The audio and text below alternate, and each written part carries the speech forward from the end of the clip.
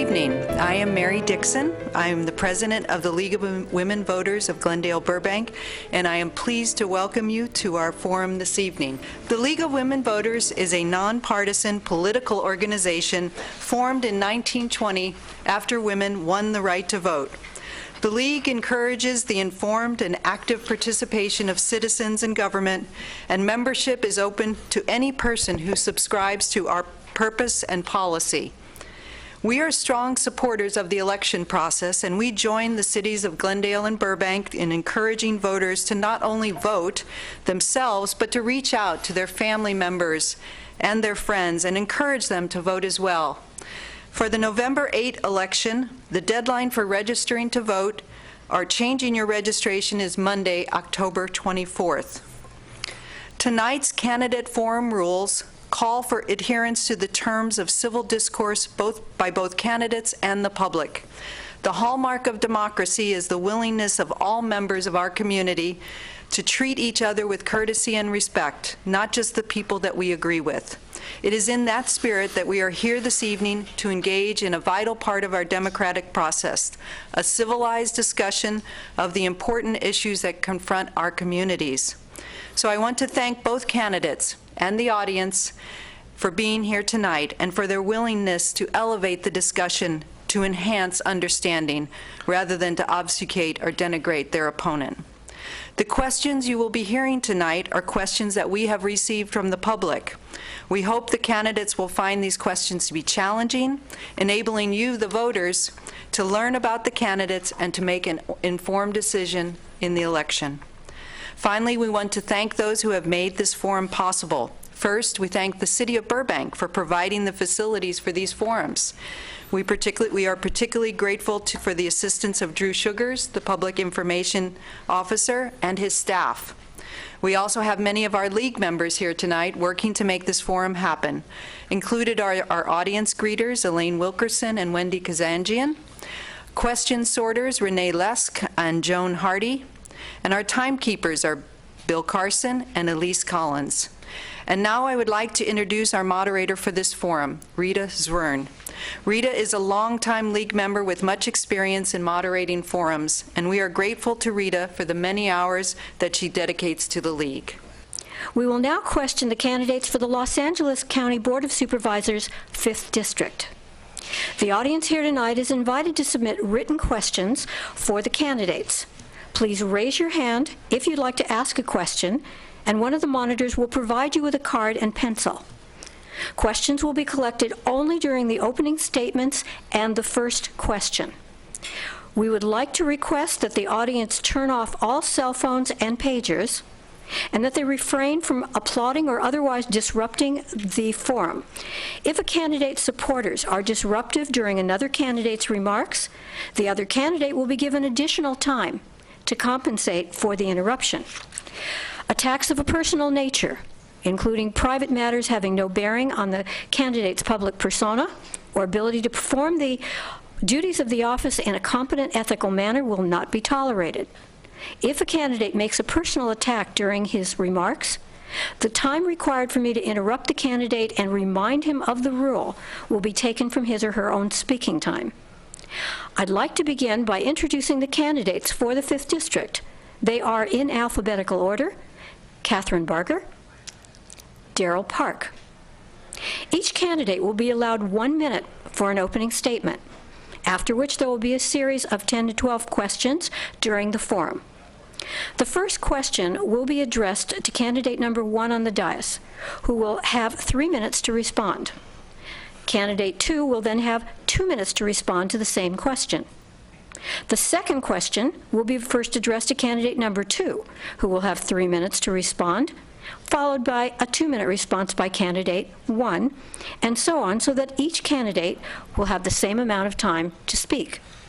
Following the question period, the candidates will be given 2 minutes each for a closing statement. During these responses, our timekeepers will alert candidates to the time remaining with signs of 1 minute, 30 seconds, 15 seconds, and then a stop sign when they are out of time. We'll now begin with opening statements. Ms. Barger, your opening statement, please. Well, I'd like to thank you for hosting this. I'm born and raised in the 5th District. I started with the county as an intern. So I really tell people I started at the bottom and worked my way up. I've been honored to work for the county for 28 years, primarily for 13 years handling health and mental health. And for the last 15 years, I've been Chief Deputy Supervisor to Mike Antonovich. I don't need any on-the-job training. I can hit the ground running. It's why I've received bipartisan support, not only from the entire Board of Supervisors, but also from people within the city located in the 5th District. It would be my honor to be the 5th District Supervisor for the County of Los Angeles. So with that, I'm ready to take your questions. Thank you. Thank you. Mr. Park, your opening statement, please. My name is Darrell Park. I'm the Democratic candidate for the 5th District Supervisor seat. I'm running to raise the quality of life of every single person in LA County. We have a $30 billion budget. I spent 10 years in the Office of Management and Budget in the White House complex. We balanced the budget 4 times. We didn't do that by cutting. We did that by solving problems. We will do the same thing in LA County. I've been a green energy entrepreneur for the last 11 years. We are ripe for a green energy boom, and we're going to make that fully possible and fully happening here in LA County. We know it's going to happen. Let's let it happen here rather than paying other places in the world to make it happen. Let's have them pay us. Let's export our know-how and our technology, our hardware, our software. Let's be the center of green energy innovation. Thank you. Thank you. We'll now begin the question period. The first question is directed to Ms. Barger. What do you see as the most urgent needs of the 5th Supervisorial District, and how do you believe they should be addressed? Please explain. Your 3-minute response, please. To limit it to one, I would put at the top priority creating jobs. The 5th District is the largest of all 5 districts. It encompasses about 2,600 square miles. All 5 have the same number of constituents, but the 5th District is the largest. We have opportunities within the 5th District. Up in the Antelope Valley, I'm proud that I was part of bringing 2 major companies up there that have created jobs. We can do more. As supervisor, I'm looking forward to taking all the advantages that we have in the county, working with both Lancaster, Palmdale, with the city of Santa Clarita, up in the North Valley, and stimulating and creating jobs. The reason why I say it's twofold is because when we talk about the homeless, one of the issues is getting people out of poverty. The way to do that is to give job training and create jobs. And so I believe that is not only an opportunity, but a challenge. And as county supervisor, that is something that I'm putting at the top of my priority list. Thank you. Mr. Park, your 2-minute response, please. We're going to create, thanks to this nuclear reactor in space called the sun, we're going to create 100,000 new jobs, high-paying jobs in this district. The average 18 to 34-year-old is not living in their own place. They're living with their parents. We have the opportunity to change that. But my most important focus is our budget. We have a $30 billion budget, every line of which has inefficiencies and ineffective spending. People say there's not enough money. $30 billion is enough money to solve all of our problems. We know because these problems have been solved in other places. We have an opportunity to improve the way we do things on every single line of that budget. Currently, you're paying $40,000 per homeless person, and you can't point to anything that you've paid for them that helps them out. Not a tent, not a pair of shoes, not a meal. For less than $20,000, Ottawa, Canada, the state of Utah have gotten folks into housing. You're paying $234,000 per kid in the juvenile justice system. We're not getting the outcomes we need. We have an amazing opportunity to follow the lead of places like Scandinavia that have great outcomes. Their kids have been through the same things that our kids have been through, but they can turn theirs into responsible adults. We have the ability to do the same thing following their model. We don't have to have the wasted money that we're seeing now. We have the opportunity to be the best run county in the country. We have to more effectively manage our budget. Thank you. Thank you. The next question will be directed first to Mr. Park. The state and many counties and cities are addressing the issue of homelessness. How do you assess what has been done so far by the county in combination with efforts at the state level? Your 3-minute response, please. I would address both the state and the county efforts as well-intended. They should have been started a long, long time ago. These models in other places have been working very effectively for quite some time.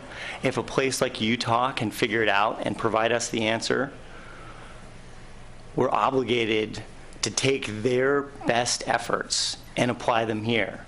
They saved crazy, crazy money. When I worked in the White House complex, we knew we'd start to solve a problem, not because there's a press conference or somebody puts out a press release. You know you're starting to solve a problem because all of a sudden there's crazy money. The bean counters like me say, wait a minute, this is great, something's working. If you're spending right now $900 million and you're just chasing people around and they're not getting the support and the services they need, and for half that, you can get them into housing. They have a clock on the wall. They can take their medication. They can have friends over. They can start to rebuild their lives. And these other places, they've found that 20% of those folks can get back to a normal life within 60 days. That doesn't mean they're running Google or they're governor, but that means they can get a job. They can start to rebuild their lives. We haven't been focused on the right things. The solutions are out there. They're not right now in LA County. They're in other places like the state of Utah, like Ottawa, Canada. And we will follow those leads. We will follow the best practices, not only from the United States, but from around the world. And then not only are you going to have your money better spent, but this huge humanitarian problem of 44,000 people day in and day out living on the street, not being able to reach their full potential, not being able to contribute to society, living under horrible conditions. We can end that. We can help those people at the same time we're making amazing balanced budget sense. We can do better. We will do better. The other thing that I want to talk about, we need volunteer programs to support the efforts of the county. Everybody in their life has 30 or so people that they connect with that help them feel like a decent human being, that support them, that are their friends, that are there for their birthdays and special holidays. We need to build those folks in. A lot of these people have had really hard situations and don't have those support networks. We have an opportunity to help those folks rebuild their lives. You have an opportunity to take somebody out to lunch once a month. And hey, if something goes wrong, if the person seems depressed, you and your friends can push the little button on the app. That app doesn't yet exist, but we can create that very simply. We know these things work in other places, and we have to get out of our smog bubble and really help our residents. Thank you. Thank you. Ms. Barger, your 2-minute response, please. Well, I actually am very proud of what the county has done thus far. We put together a homeless initiative and identified critical areas that we need to look at. First and foremost, how do you prevent people from becoming homeless? Because we all know that once they become homeless, not only does the cost go up, but the emotional toll on the family or the individual goes up. Again, it really comes down to jobs and affordable housing. We're also looking at mental health. We have a $30 billion budget, 2/3 of which goes toward health and welfare. So we have to look at how we're spending that money. One of the things that we're implementing is an urgent care center for mental health. What is that? Right now, if a law enforcement picks someone up who's mentally ill and wants to have them taken to the hospital, they go to the hospital and they have a 72-hour hold.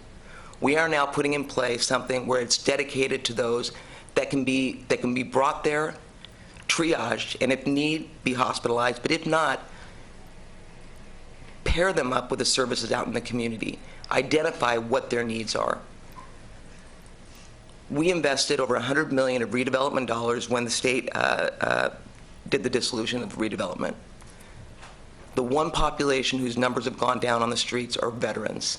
That's because we invested in faith-based and nonprofits to build homes to house our veterans. So we know it can be done. It's about reprioritizing and pairing with the 88 cities in the county, because this is not located anymore on just Skid Row. This is a county-wide affecting all 88 cities.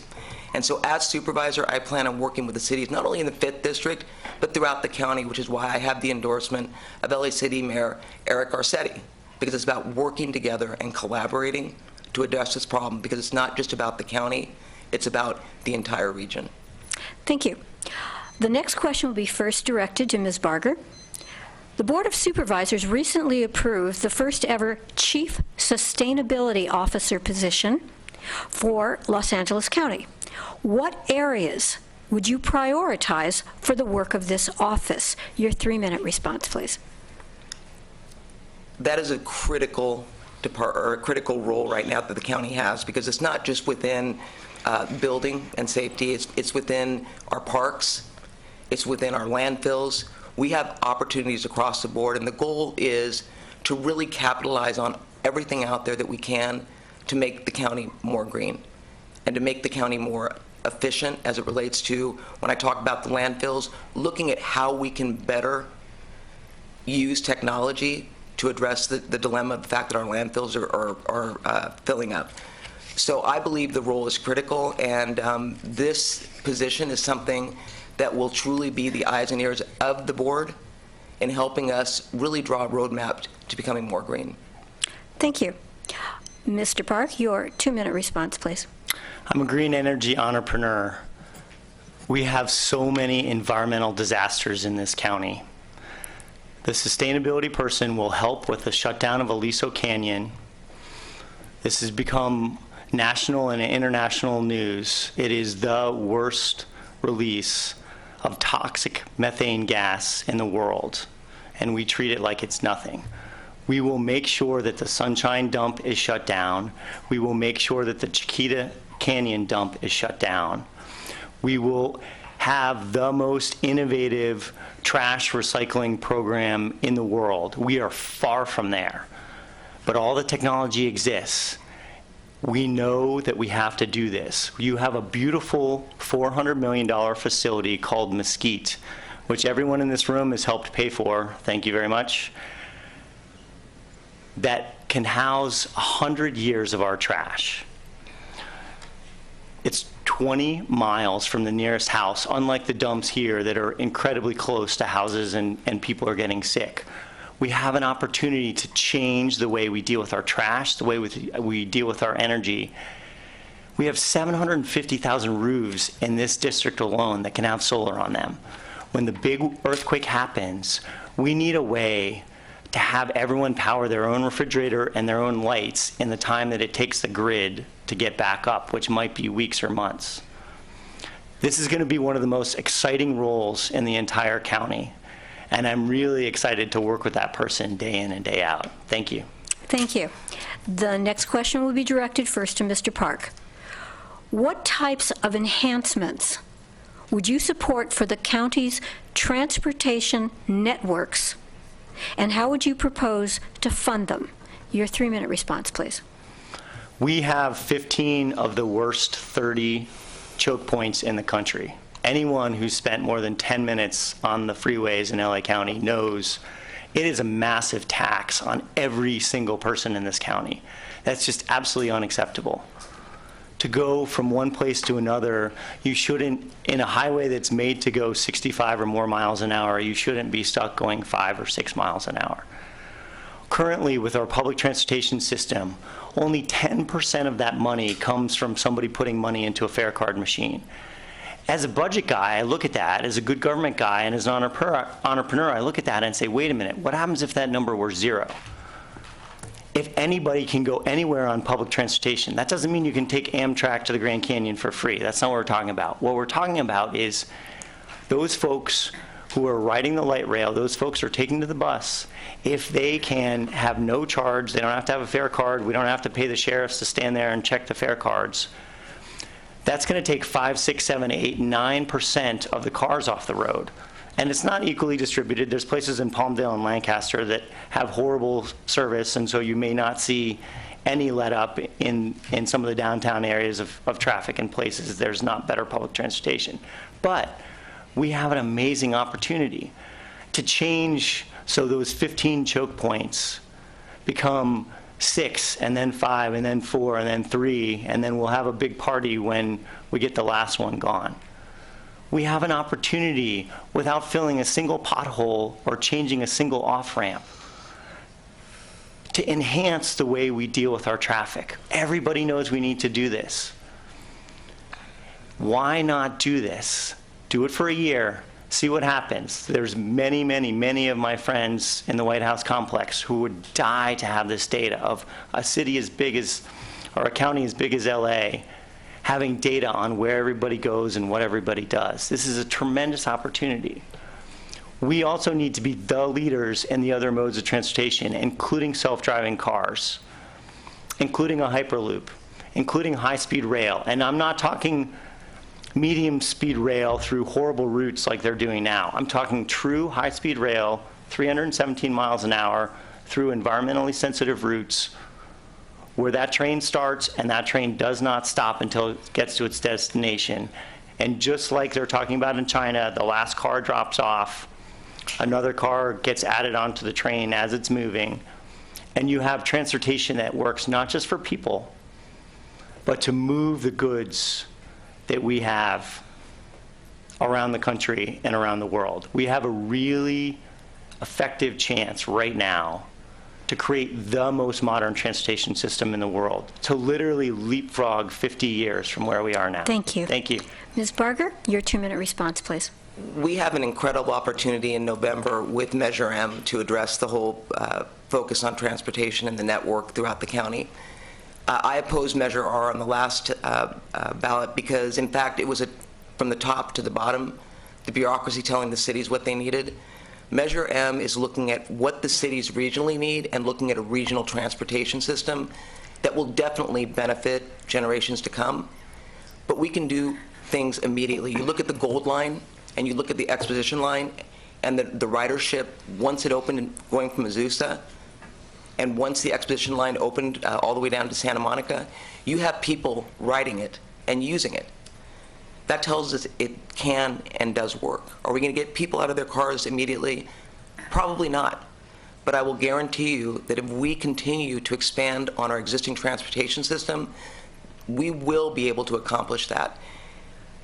As it relates to the county, and as county supervisor, we're allocated funding, and one of the things that I will continue to do is we do a beach bus every summer so that we give access in the communities for a low price for them to go from their community down to the beach cities. That alleviates traffic, because we all know that during the summer people head for the beach. We work together collaboratively with the city of Santa Clarita, with the city of Pasadena, with the city of Glendora, in working toward providing buses when needed in their communities. And these are things that are opportunities, and with Measure M, I believe we have many opportunities to build upon a great infrastructure, especially getting trains to the airport. Thank you. The next question is directed first to Ms. Barger. How do you assess the county's protection of vulnerable children in recent years? Please explain your answer and what alternative solutions you might recommend. Your 3-minute response, please. We have to do a better job. And as someone who has been endorsed by the social workers, and I've talked to them, social workers should be allowed to do their job.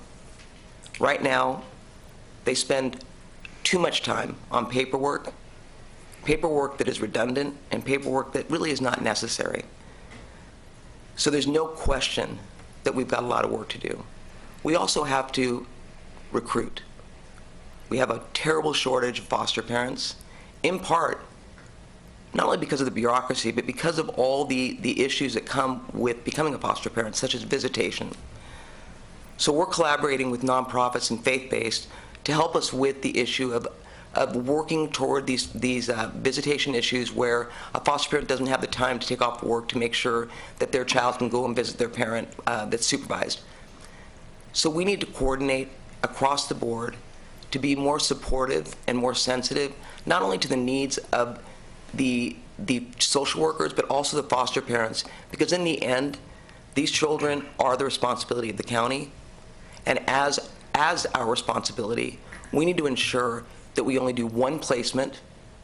Right now, there are kids that are in multiple placements, which is a disservice to them. The stability is gone. So we're working toward that end right now and monitoring it very, very closely, because the goal is to either get them into a relative caregiver or into the first placement, which means that you triage and make sure that the family that's taking that child understands the complexities, but also has the support to make that placement work. And so I'm excited on this issue. I handled it for 13 years and understand the needs, challenges, and the fact that these kids are our future, and we owe it to them. It's no fault of theirs that they're in our system, but we have a responsibility to provide them with a nurturing environment, which includes medical, which includes education, because when they're in placement after placement, their education suffers. So I see challenges, but I also see opportunities moving forward, especially working with organizations like All Saints, who always is at the forefront in Pasadena of putting together programs to benefit the foster youth, and as well as others. So I'm looking forward and looking forward to working toward those programs. Thank you. Mr. Park, your 2-minute response, please. I was raised by two of the most loving hippie parents, complete with a VW bus and homemade bread and homemade yogurt. One of the things that parents of that era did, if you had an extra bedroom, you took in foster kids. My parents took in 19 foster kids from the time I was born to the time I went away to college. That wasn't some Mother Teresa thing.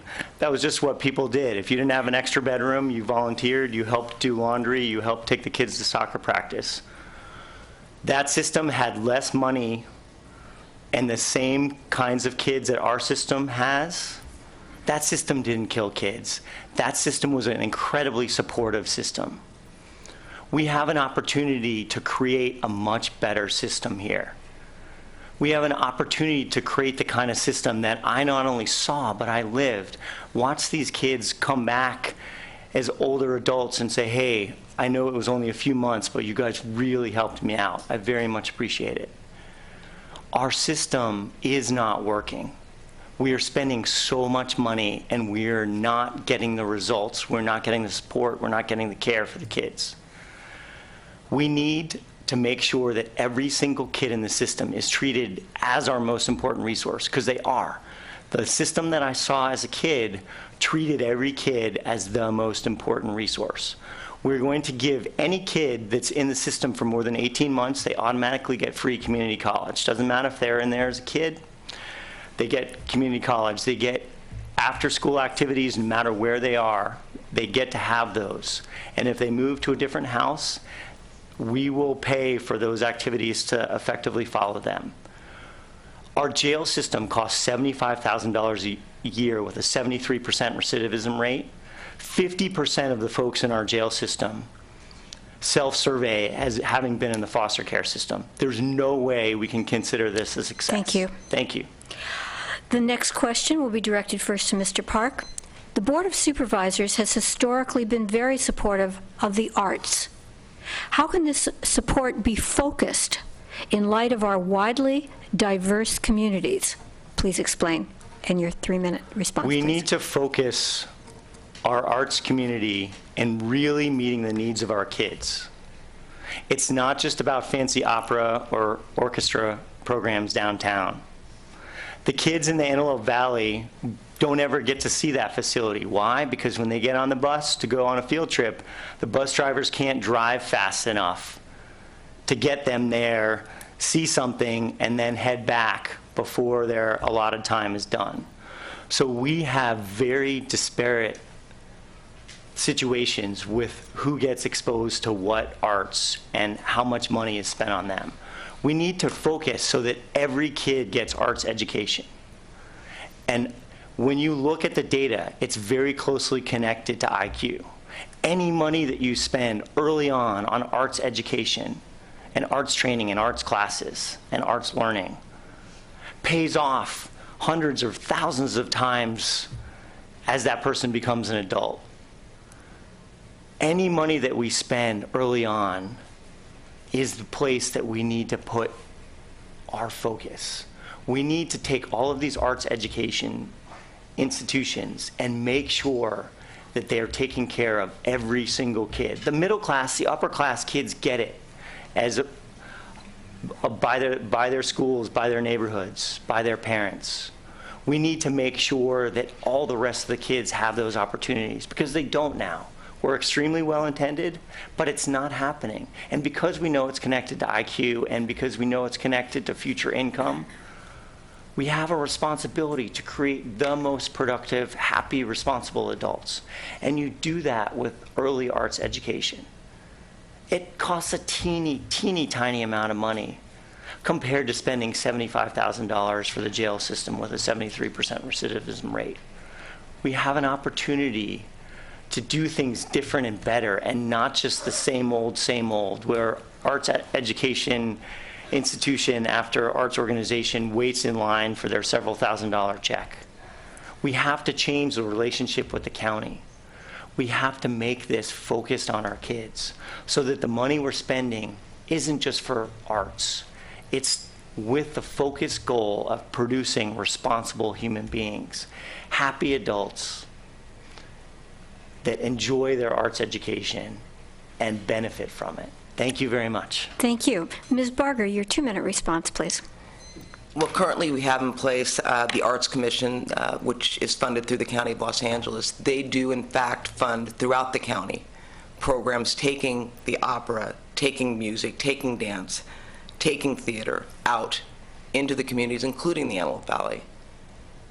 I'm committed to not only keeping that, but also expanding on it. Because opera is not just for the elite. Opera touches every corner of this county. It's not about how much money you have. Dance. Again, the ballet is not for the rich alone. It's for everybody. We just hired Rachel Moore to run the music center. This is a woman whose vision is so far forward. She's looking at the next generation. How do we bring them in and let them appreciate what we've got at the music center? Disney Hall, Mark Taper Theater. I'm excited to work with her because her vision is looking at what we've got here, homegrown. We've got a school for the performing arts, which my niece graduated from. We've got incredible talent here to highlight, to explain to people that art is something that can be appreciated and it's open to all. And in fact, we have free concerts that are available through the music center so that people can come and experience it. Because not everyone can afford to spend the money for a ticket for the opera in the evening. So it is being done. Can we do more? Absolutely. Are we? Every day we look at opportunities throughout the county to bring it out into the community. Thank you. The next question will be directed first to Ms. Barger. What specific steps do you believe that the county should take utilizing modern web development tools to accelerate and enhance its ability to deliver improved public services over the internet? Your 3-minute response, please. This has probably been the most frustrating issue for me because in a county this large, we should be so much further along than we are. For example, we are getting ready to roll out with Public Works and Regional Planning the ability for people not to have to come in and pay their fees or review their plans. You'll be able to do it online. You'll be able to pay for it online. You'll be able to track where it is within the bureaucracy online. Your property tax. We have that so that you don't have to come in and pay your property tax or send a check in. You can go online if you have your parcel number. We need to expand that out countywide. When I look at the social workers and we talk about what we need to do better, automation would benefit social workers tremendously, in part because they would be able to talk within all the departments, health, mental health, parks, communication. So we are looking at that. The unfortunate thing is because the county is fiscally responsible, in times of economic downturn, these are the type of things that are put on hold. But I believe that they need to be a priority because I think that streamlining and bringing LA County into automation is a necessity and actually is good government. So it's something that I'm working with our Chief Information Officer. We're looking at other opportunities beyond just regional planning and public works. We're looking at opportunities for you to go online to find out the status of your health appointment, and which is slowly being rolled out. But there are opportunities moving forward. Thank you. Mr. Park, your 2-minute response, please. If anybody's looking for evidence that our county is not functioning properly, you just have to look at the lack of IT for the basic functions that even a small town in the Midwest absolutely takes for granted. One of the first things that we want to do is air monitoring. You can go on a website and find out where all the sex offenders live anywhere close to you. There's little red dots everywhere. There's leaky wells so many places in the 5th District. You need to know where they are. You need to know what's in them. You need to know what's coming out of them. You need to know when the last time it was inspected. And you need to have that on your phone connected to GPS so you know. Right now, people are in a situation where they cannot get the information they need, and it's a health and safety issue. People deserve to have that information. And the fact that they don't says something about our county that we really need to fix. We have to make a change. We cannot have the same old, same old. In Hawaii, they have an amazing system of tsunami warning outposts. There's no way the state of Hawaii or the local governments could keep track of those. So they got GPS data, and they made a little application, and they made a website. So then you get to take responsibility for one of these. You check in once a month. You make sure that it's okay. They took that same code in New York City. An intern built a thing that all the fire hydrants they have GPS data for that, and they are able to, when there's a snow, you say, okay, great, we can unbury these fire hydrants because Daryl owns this one and Catherine owns this one. We have an opportunity to change our IT system. We're going to have a massive earthquake. We need to be prepared, and we need to have an IT system that works. Thank you. Thank you. The next question is directed first to Mr. Park. The LA County Department of Parks and Recreation has completed a needs assessment for recreation facilities and parks throughout all of Los Angeles County. Would you support a ballot measure to raise funds for the implementation of the recommendations in the assessment report? Please explain. Your 3-minute response, please. Parks are one of our most important features. Areas in the world where they do parks effectively have much stronger communities than areas that don't. We are not living up to our potential with our parks. I've seen how good parks can work, and we're not there yet. So yes, I would support a ballot measure. We need to make sure that there are metrics connected with it. We need to make sure that the money that we're spending is spent really effectively, because too often we spend a lot of money and don't have a lot of things to show for it. We have an opportunity in this county to have literally the best parks, not just in California, but in the country. And too often we squander our opportunities. The other thing that our parks represent in LA County is the place where a lot of us are going to spend time in tents when the big one happens. We need to make sure that we've planned for that alternative use for our parks, because we know the reality is going to come. We have to be prepared for it. Thank you very much. Thank you. Ms. Barger, your 2-minute response, please. In LA County, right now there is a ballot measure on the November ballot to do a parcel tax.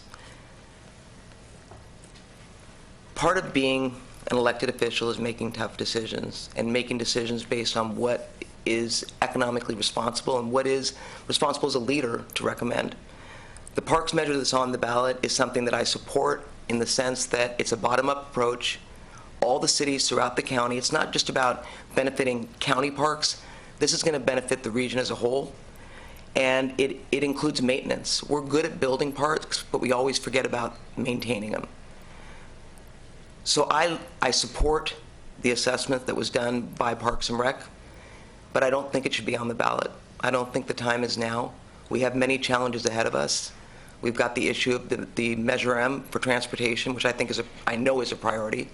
But we also have an issue regarding homeless. We need to prioritize within the county before we go out and ask people to self-tax themselves on a parcel tax. So while I like the parks measure and how it was written, I don't believe the timing is right to put it on the ballot. Thank you. The next question will be directed first to Ms. Barker. Given the long-term risks of drought conditions, the county approved a new stormwater capture plan last year. Do you believe this plan is adequate and achievable? Please explain. I believe it is achievable. Is it adequate? The state doesn't feel it is because they want us to do more. The challenge is the cost. And how do we roll it out in a way that is not going to bankrupt the county or is going to force us to go out to the people and ask them to tax themselves? So we've put together a plan that we believe is responsible and will make a difference and will achieve over time what we all want, and that is to make sure that the water going into our ocean is clean. Do we need to do more? Absolutely. But we need to work with the state. It's not us against them. We need to work together. And by the way, it's not just the county that feels this way. All 88 cities have this concern as well. To make sure that we do it in a way that is not going to bankrupt not only the county but the cities. The cities whose budgets are very tight. So I believe the county's been responsible, and I believe that working with the state is a necessity toward achieving, again, what we all want, and that is clean water going into our ocean. Thank you. Mr. Park, your 2-minute response, please. The county is not doing what it needs to do in terms of water. I was so frustrated watching when it would rain, the water come out of my gutters and go down the driveway and down the street and eventually end up in the ocean. So what can be done about this? Oh, rain barrels. And so now in my house alone, there's 625 gallons of water collection. So when the lawn needs to be watered, there's a rain barrel there to do it. In my house, we still have to do a lot more. There's the opportunity in every single part of this county to be much smarter about water. We're just not doing what we need to be doing, and the things that we are doing, we're wasting money on. We're going to need to be able to pump the stormwater, not just to keep the oceans clean. We know it's going to be hotter and there's going to be less water based on how things are changing. We know that we need to have backup from our solar systems. One of the easiest and cheapest ways to have that backup is not just batteries, it's pumping water up when you have that extra electricity during the day and then using that at night. We can be the innovators in the world. Everybody in the world is going to have this problem with water. We can be the innovators. We can show everyone else how to do this. We can get paid for that knowledge. We can get paid for that technology. We can get paid for that hardware and software. We don't have to be where we are now. We can leapfrog ahead, but we have to be the innovators. It can't be the same old, same old, same old. We have to make a choice to move ahead and be the innovators. Thank you. Thank you. The last question will be directed first to Mr. Park. The county is one of the region's largest employers, and its employees contribute to our significant traffic congestion and adverse environmental impacts. What kinds of things could the county do to help its employees find alternative transportation with less adverse impact on our communities? Your 3-minute response, please. Other cities in the country have figured this out. When I worked in the White House, they handed out passes so people could take the buses and the subway. But we have to do more than that. We have to make sure that everybody who works for the county has really high morale, understands the importance of their job, and is doing their job with the most modern tools possible. Right now, we have some of the highest paid and best educated county workers anywhere in the country. What do they not have? They don't have high morale. They have very low morale. You look at a place like Washoe County where they pay their employees a lot less.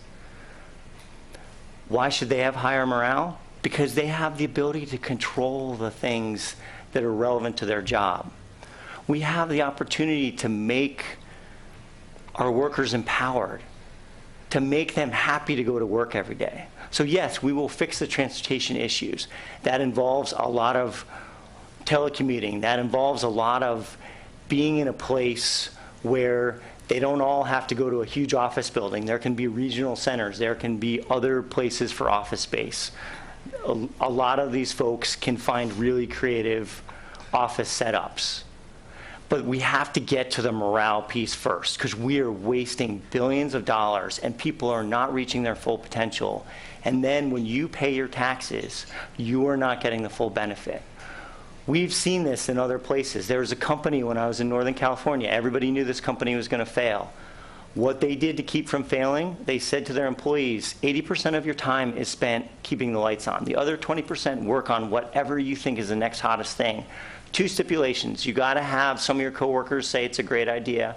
And the second thing is you can't just write a report on it. It's got to be usable for the next person. That company is Google, one of the most successful companies in the world. We will do the same thing that Google did with 20% projects. And you say, oh, we can't afford it. That's 20% of the time they're not working. No, the things they figure out about our jail systems, our foster care systems, the things they figure out about our mental health system and our service delivery, those things are going to save us so much money. Why? Because they've already been figured out other places in the world. We have some of the best minds here, but we're not utilizing them. And accordingly, their quality of life is low and their morale is low, and therefore you're not getting the benefit of your taxes. We have an opportunity to change the way we look at this. You could spend 1,000 years with 1,000 consulting firms and not make the changes we can make when we actually empower the folks that currently work for the county. Thank you very much. Thank you. Ms. Barger, your 2-minute response, please. The county does work with the employees to try to encourage carpooling. Every year we put together a survey and allow people to put down where they live and the times that they work. And we pair up individuals to see if there's opportunities to carpool. In addition, we do subsidize for those that are taking train, subway, bus, in an attempt to incentivize. And the reason why we do that is because, in fact, we charge a fee for every employee that's parking within our building. And that is done because of the AQMD requirement to bring down the number of vehicles coming into downtown. When we did that, we decided that we needed to give an incentive or at least make it a level playing field for those that want to take transportation in. So we're currently doing that. The struggle is that I think we've got a society that's dependent upon cars. And we need to let people know that we will work with them, have staggered work hours, which the county does, telecommute, which the county does. As my opponent said, put regional offices in, which the county does.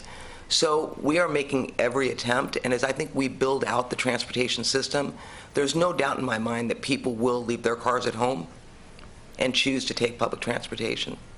Thank you. The candidates will now have 2 minutes each for their closing statements. Ms. Barger, your closing statement, please. Well, again, I want to thank you for having us here today. This is an important seat within the County of Los Angeles. It's something that, for me, it is a passion and a love. When I decided to run because I truly understand the county, but I also want to make a difference. Everywhere I've gone, I've been talking to people who understand that the county impacts every aspect of everybody's life. 1 in every 35 people in the United States live in LA County. That is an incredible statistic. I'm proud to have the endorsement of the LA Times, the Daily News, Pasadena Star News, the sheriffs and the fire, public safety, 3 former district attorneys, as well as all 5 county supervisors. The reason why they're endorsing me is because they know that I attack problems, not people. I have a vision. I understand what it takes. I'm committed. And it would be an honor to be elected county supervisor on November 8th. So I really would appreciate you all voting for Catherine Barger. Thank you. Thank you. Mr. Park, your closing statement, please. Thank you very much for everyone spending your time with us tonight. This is one of the most important races on the ballot. We cannot go on the way we've been going on, wasting your money. There's not anyone that can tell me with any amount of honesty that your money is being well spent. We have the opportunity to not just improve the way your money is being spent, but make LA County the innovation center for green energy, for transportation, for small and creative housing. We have the opportunity to become the tech center in the world, where the most innovative things happen in computing and computer storage and energy storage. We can't go on the way we've been going on. I've been endorsed by the California Democratic Party, 7.8 million Democrats. I've been endorsed by the LA County Democratic Party, representing 2.4 million Democrats. They know, as do the bold progressives and other organizations, that we can't do the same thing we've been doing. We've had the same person in the same seat for 36 years. We have the potential for a change to make this place the best county in the country. We can't go on the way we've been going on. It's too important. People are working too hard and spending money paying their taxes and not seeing value for it. We can change. Thank you. Thank you. That concludes our candidate forum. Our thanks to the candidates and volunteers for your participation in this evening's forum. We're also grateful to Drew Sugars, the Burbank Public Information Officer, and the staff of the Burbank Channel for their valuable support in making this event possible. Finally, the League of Women Voters of Glendale Burbank would like to thank both our audience in attendance and those of you at home. Please be sure to vote, whether in person or by mail, so that your ballot is received by November 8th. And remember, on Election Day, it's the votes, not the polls, that count. Thank you and good night.